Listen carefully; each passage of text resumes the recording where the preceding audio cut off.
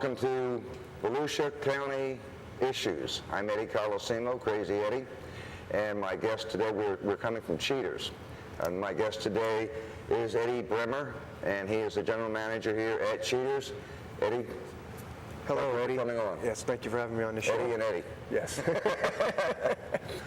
Eddie, you've gotten a lot of publicity up here since you've opened the store, opened the club. Yes. Can you give me a little background on what brought you into it, how it got started, and some of the issues that you ran into before you opened the club? Okay.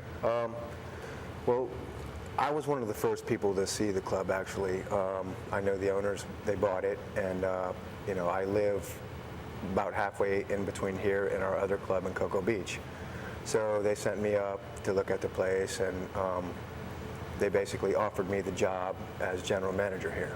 I was a manager at the other club before, and I was excited. I've been in this business 16 years. Opening a club from the beginning is the only thing that I haven't done in this business. I've worked on topless clubs, bikini clubs, fully nude clubs, regular nightclubs, bars, you name it, restaurants. I've managed them all. I just had never started one from scratch. So it was a welcome challenge for me.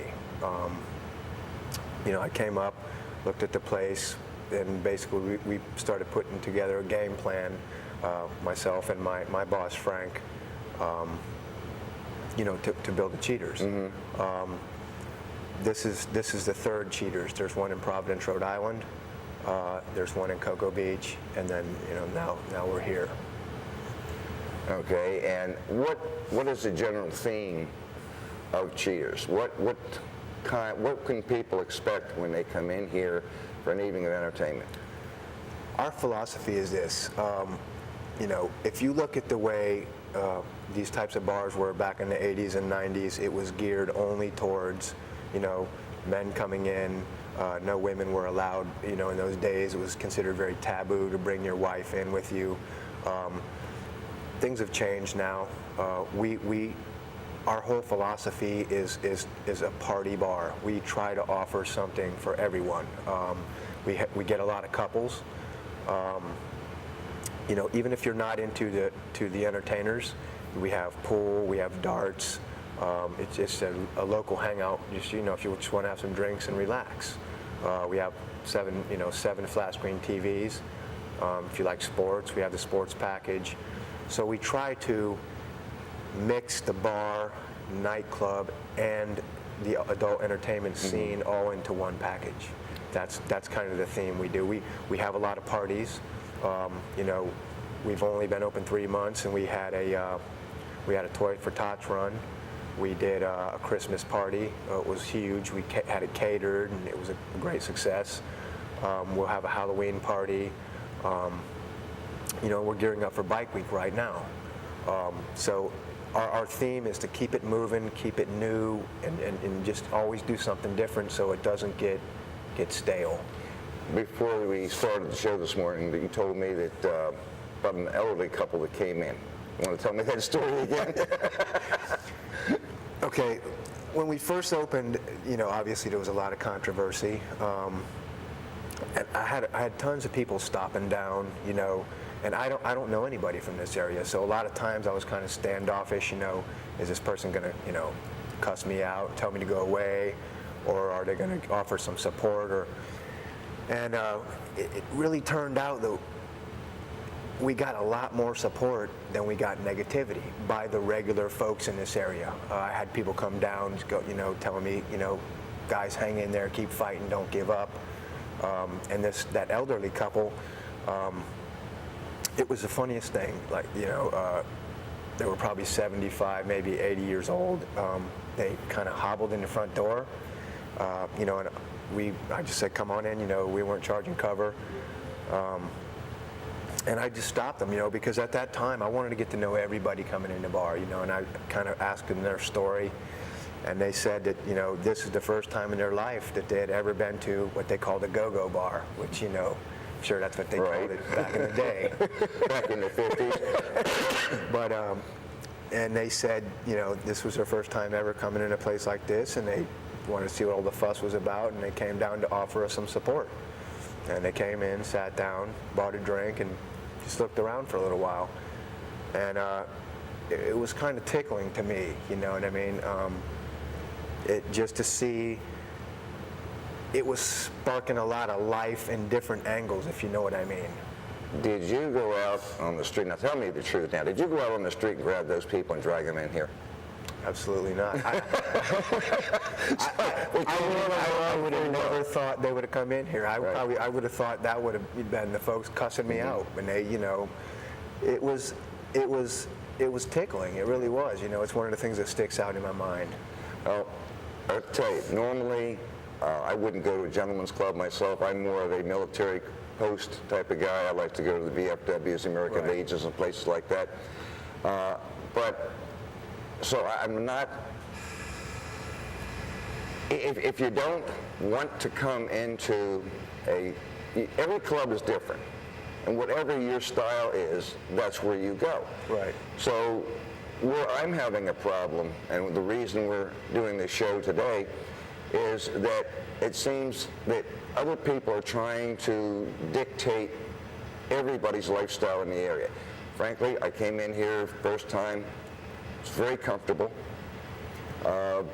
very nicely done, and I couldn't see where all the problem was, and I still don't see where the problem is. And what I'm really here to do today is to defend your right to conduct a legal and lawful business in this county, which is what you're doing. Right. Well, you know, this whole thing for me. When I first started out, like I said, I was excited. It was just, you know, a job opportunity for me. But I've got so much credentials in this field that if I wasn't here, I could have a job tomorrow, if you know what I'm saying. Yeah. It really changed, though. It actually got very personal for me because I started feeling like I needed to defend not my rights and not the owner's rights. Because let's face it, I mean, the owners, I know them all, they're very good guys. They've got a lot of money. It wouldn't have done anything to them if we didn't open. And to me, I have another business also. It wouldn't have hurt me. But I've got 25 staff members here, and some of the nicest people I've ever met. Yeah. I actually always tell my guys and my boss that I lucked out with the staff that I hired the first try, you know, because normally certain people don't work out. Especially in this business. Not here. Everybody just grouped together. I've got some great folks working here, and it got really personal for me when I started getting to know these people, and then I felt like I got to fight for these people to have a job, you know what I mean? And that's when we really kind of lashed out, if you know what I mean. We were trying to just be polite and just take the beating that we were getting, you know, and not say anything in the press, or just because we were just trying to, you know. So you've got 25 staff people. In total, how many people come in here and go out with a paycheck of some kind, whether it be tips or whether it be a paycheck? How many people total do you provide an income of some sort for in this community? If I was going to guess, total number, probably 150. About 150. So we're talking 150 jobs that people, and then believe me, right now, operating BFAR, Bikers for First Amendment Rights Club, I know I've got a list of people as long as your arm that are looking for jobs. You know, that's another thing, you know, when we first started this, even before we opened, once the rumor even got around that we were a bar or whatever people were saying, I had 200 job applications, 200, and now, you know, this is weeks before we had even opened, and we kind of had a date that we planned on opening, so I was telling all these people, and I kind of made the mistake of giving everybody my phone number. I said, call me once a week, and I'll let you know when we're opening, then I'll get you down, you know, that week, and we'll do interviews again, and then I'll solidify the staff. Well, we got in the whole mix with you know, our licensing and all the problems with opening, and I was getting literally 200 phone calls a week. You know, people going, you know, when are you opening? I really need to work.